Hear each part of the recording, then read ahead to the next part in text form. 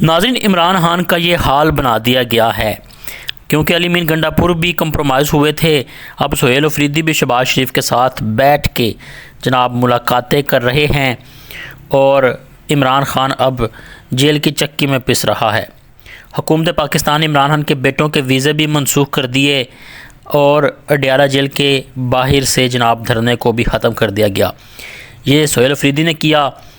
اب خبریں آ رہی ہیں کہ حکومت پاکستان عمران کے بیٹوں کے ویزے منسوخ کیے ہیں۔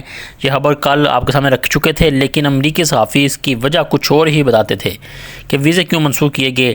کہا جا رہا ہے کہ عمران خان کے بیٹے اپنے والد سے ملاقات کے لیے پاکستان آنا چاہتے تھے، لیکن عمران خان کی آنکھ کا مسئلہ بنا ہوا ہے۔ تاہم حکومت اس معاملے سے خوفزدہ نہیں، بلکہ اصل خوف 8 فروری سے جڑا ہوا بتا رہا ہے انگریز صحافی۔ اطلاعات کے مطابق حکومت کو ڈر ہے کہ 8 فروری کی تحریک میں عمران خان کے بیٹے کیا کردار ادا کر سکتے تھے۔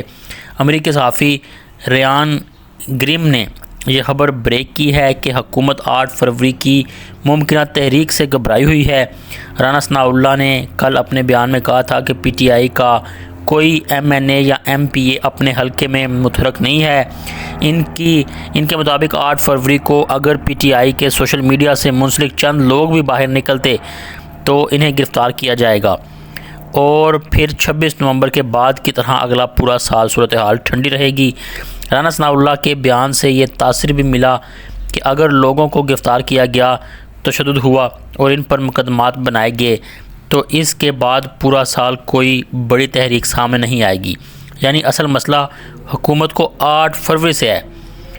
اب اس حوالے سے ڈراپ سائٹ نیوز کے مطابق امریکی صحافی ریان گرین نے بتایا کہ پاکستان وزارت داخلہ کے ذریعے کے مطابق جناب حکومت عمران خان کے بیٹوں کی ویزا درخواستیں براہ راست مسترد کرنے کے بجائے تکنیکی بنیادوں پر منسوخ کرنے کا ارادہ رکھتی ہے۔